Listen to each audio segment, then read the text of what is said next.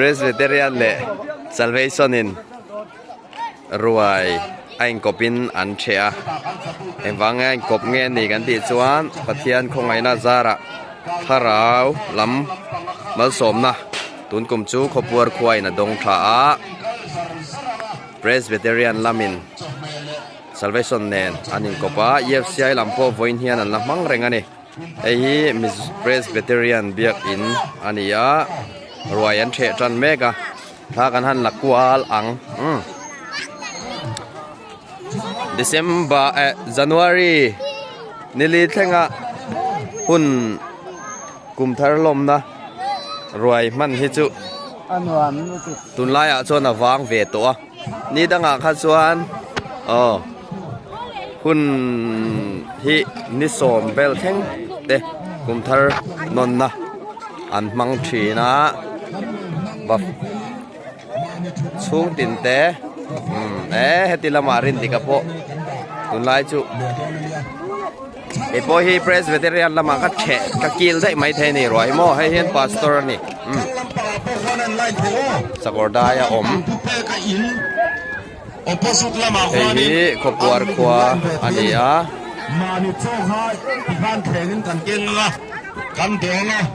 Presbyterian hi khopwar ko thana chuan atam beran dia chuan EFCI in an dota ti chuan Salvation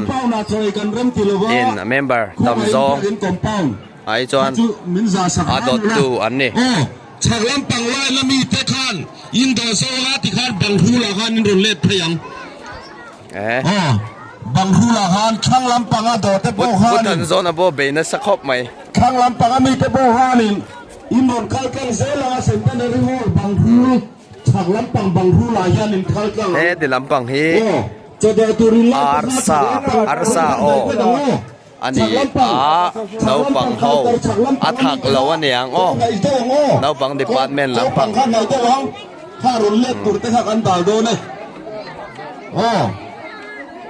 mani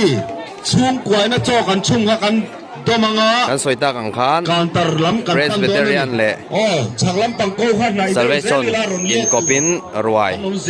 an thea he ti lama arsa ai kha biagin compound na yan arsa ai kha biagin compound na yan ado tu an ang boka sa hi chithum a omani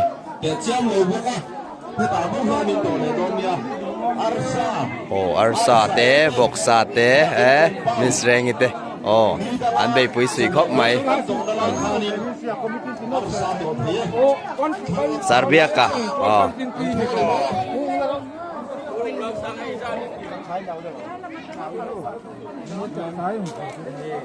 di lama pure mahi kan lak sak lok ang alai mal tu ka ni chu lâu thôi la lâu official deu lampang an ni mel ve hei pukma ka te kei ki an chauka ania kanan lakwal zo vekanga piwan rami ei vek don ni mel ve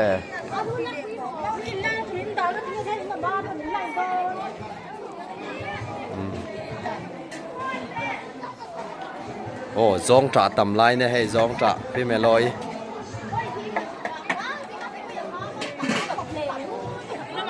có bùa ra hiện là lang buin mi xây trong mi dấu trong lệ mi dấu trong lu xây trong gắn tỷ lệ đủ liền trong gắn tỷ lệ mà trong hí cần băng gắn thiam đàn hin ăn anh đi ti lam hi van lak lo ve voi ni na mi do non na hei tlangwar rang kap thanga leader tro ani so ti lama so nan do mek boka yan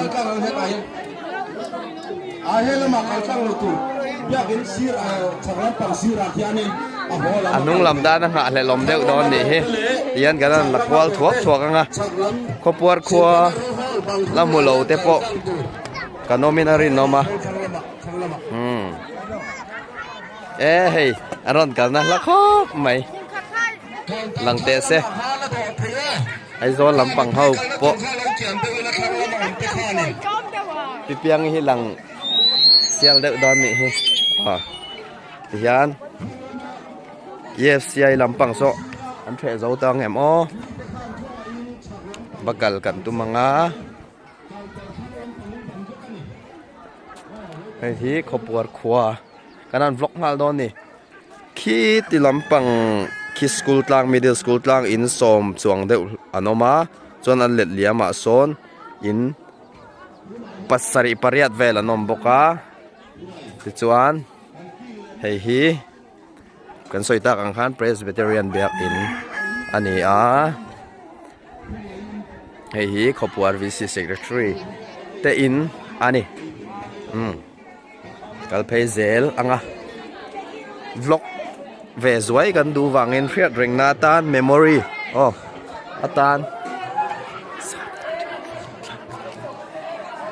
memory atan riat ring na atan da ve kan du deuh bok nen kanan vlog kwa lam ni a ko puar khwa lam mulo te pok kan ominarin noma anan la phei zel don ani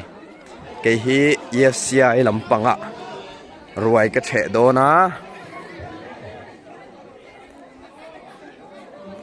tập khớp mày cái dù mặn ô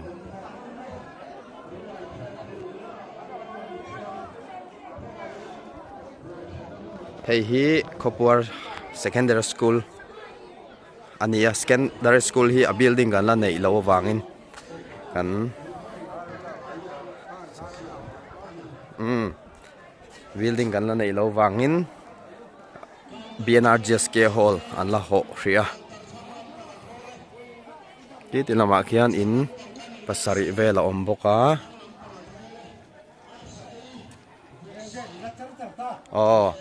an tlai dew nin ni hi pura male a ho te hi thread dum lo mani le ni hi a hun to anung lama ti chok om ti an tum dew niang khi zong tra puro ni liana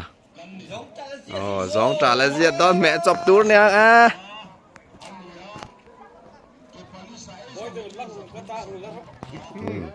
Kurang apa pur khop mai lam lok te se lam thiam ko mai zana mu thua yang du chuan nu pui nei adang pon nei bel thei ra ga ni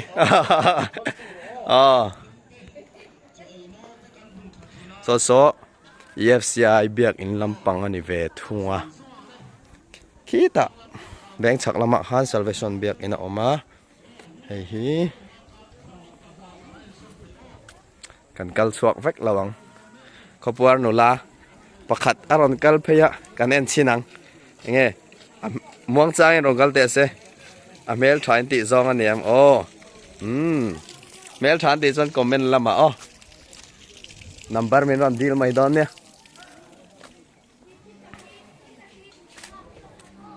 ke hi roi kala the be man la mo khi ti lam khi Khopur playground ani an la the lom meka